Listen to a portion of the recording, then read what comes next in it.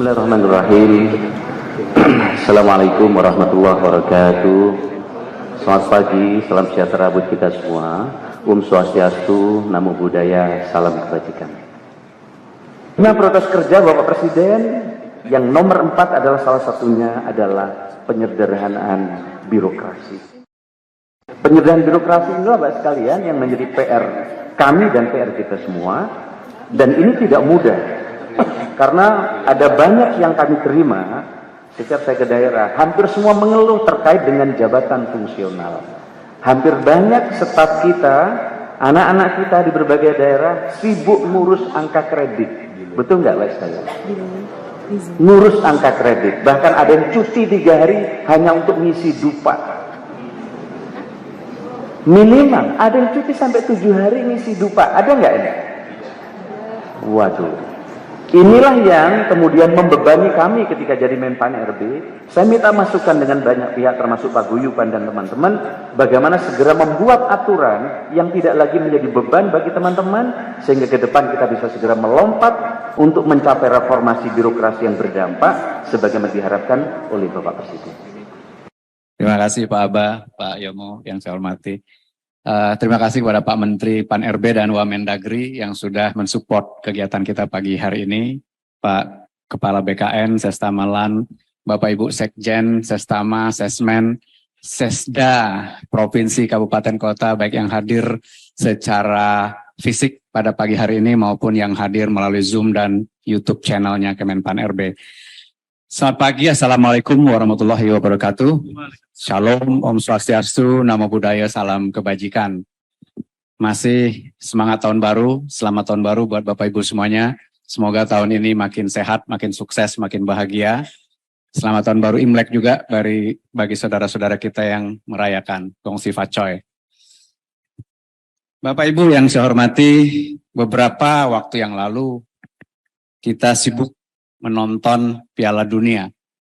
Boleh slide-nya? Saya ditunjukkan seorang yang sudah berjuang 5 kali Piala Dunia, akhirnya baru juara pada perhelatan yang kelima. Ini semangat persistensi yang mestinya kita tiru semangatnya. Ilustrasinya, habis merayakan Piala Dunia dia murung. Ditanya sama temannya, kenapa bro? Mau cuti? Ini kira-kira ilustrasi yang kami dapatkan feedbacknya, berdiskusi dengan kawan-kawan, bahkan termasuk Bappenas. Kemarin kami dengan Sekjen Bappenas rapat setengah kamar, lalu menyatakan ini tim saya ada yang cuti karena mau ngisi dupak. Teman-teman, pada pagi hari ini insya Allah ada small step yang kita lakukan. Memasuki awal 2023, kita kurangi keruwetan jabatan fungsional dengan menghilangkan dikotomi antara pentingnya SKP dengan pentingnya dupak bagi seorang pejabat fungsional. Jadi mudah-mudahan ini menjawab apa yang tadi disampaikan oleh Bapak Presiden sebagian kecil, bahwa birokrasi itu berdampak langsung dirasakan oleh masyarakat. Karena kita bicara manajemen SDM, masyarakat kita adalah internal customer. Internal customer kita adalah para pegawai kita sendiri. Reformasi bukan tumpukan kertas. Dupak itu lumayan tebel. Kali 2 juta orang setiap tahun mengisi itu. Dan kemudian birokrasi yang lincah dan cepat. Nah, inilah roh dari revisi Permen 13. Kemenpan RB menjadi Permen 1. Nomornya keren banget nih, Permen nomor 1 2023. Ini sebetulnya spirit yang kita coba terjemahkan Bapak Ibu. Jadi substansi pokok dari revisi Permenpan 13 menjadi Permenpan 1 2023 ini terkait dengan pola karir JF yang lebih fleksibel. Bapak Ibu pindah JF nanti nggak harus uji kom. Karena JF yang tadinya rigid ratusan itu kita kelompokkan menjadi sekelompok jabatan fungsional melalui klasifikasi family-nya. Jadi kalau muter-muter di dalam family nggak usah uji kom lagi Bapak Ibu.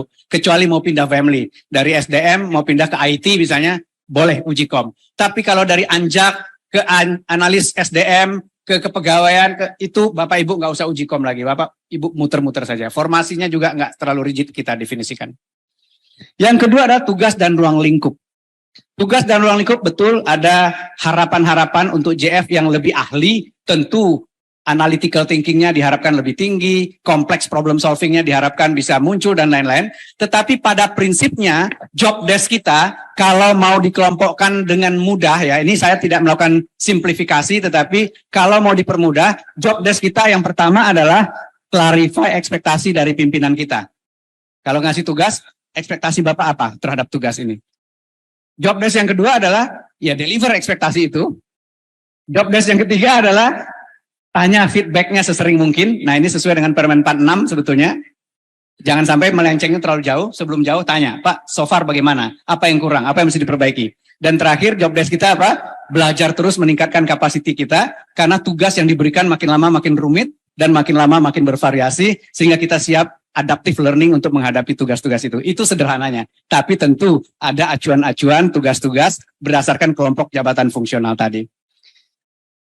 Kinerja jelas, basisnya adalah hasil kerja dan perilaku kerja. Hasil kerja adalah KPI, SKP yang selama ini kita sudah kenal, dikaitkan dengan IQ organisasi kita. Lalu perilaku tentu dasarnya adalah panduan perilaku dari core value berakhlak, berorientasi pelayanan akuntabel, kompeten, harmonis, loyal, adaptif, dan kolaboratif. Jadi kalau ASN mau dapat angka bagus, hasil kerjanya harus bagus, perilakunya harus bagus. Dan kalau hasil kerjanya bagus, perilakunya bagus, angka kreditnya bagus. Udah sesederhana itu. Nggak perlu lagi didikotomi antara SKP dengan dupaknya Bapak Ibu. Jadi nggak perlu dua kali mengisi kebutuhan-kebutuhan administratif. Kemudian konsolidasi jumlah JF yang ratusan tadi kita kelompokkan.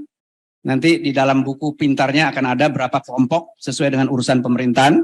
Kemudian terakhir kompetensi dan kelas jabatan pelan-pelan kita juga akan sederhanakan. Dan ini nanti tentu tugas dari instansi pembina akan lebih banyak di sini.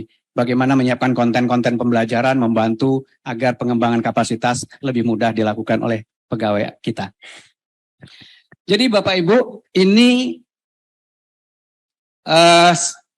kontrastis antara Permen PAN 13 dengan 1. Apa yang kita perbaiki di sini adalah basisnya adalah butir kegiatan diselaraskan dengan SKP. Kalau di sana basisnya ruang tugas, kemudian setiap jenjang jabatan harus tanya ekspektasi dari pimpinannya apa. Dan itulah yang harus dideliver. Jadi jangan sampai ada disparitas antara ekspektasi pimpinan dengan butir kegiatan yang didefinisikan terlebih dahulu oleh instansi pembina. Ini poin nomor satunya. Kedua, perpindahan dilakukan dalam satu rumpun. Di sana perpindahan dilakukan cross mobility-nya lintas rumpun sangat memungkinkan. Jadi bahkan keluar dari rumpun pun memungkinkan, tentu lewat uji kom, tetapi sepanjang di dalam rumpun tidak perlu melakukan uji kom. Angka kredit di awal tahun ditetapkan, target angka tahunan ditetapkan sebagai koefisien pengali. Ini antara saja Bapak Ibu. Kenapa? Karena di PP kita masih ngomong angka kredit, ya kita definisikan angka kredit yang untuk JF utama berapa target setahun, Madya berapa setahun, Muda berapa setahun itu kita konversikan. Tetapi insya Allah dalam PP yang akan kita revisi, mudah-mudahan tidak sejelimet ini perhitungannya. Ya. Kemudian dupak, nggak ada lagi dupak. Yang ada adalah rencana kinerja, kemudian ongoing feedback, kemudian hasil kinerjanya seperti apa. Kenaikan pangkat luar biasa nanti juga bisa diberikan kepada JF yang kinerjanya, hasil kerjanya sangat baik, perilakunya sangat baik. Kemudian tentu akselerasi akan bisa dilakukan di situ. Instansi pembina yang tugasnya sekarang ada 19, termasuk mendefinisikan butir-butir kegiatan, menilai dan lain-lain. Ke depan lebih banyak kepada pembinaan, konten, belajar, dan seterusnya, dan seterusnya.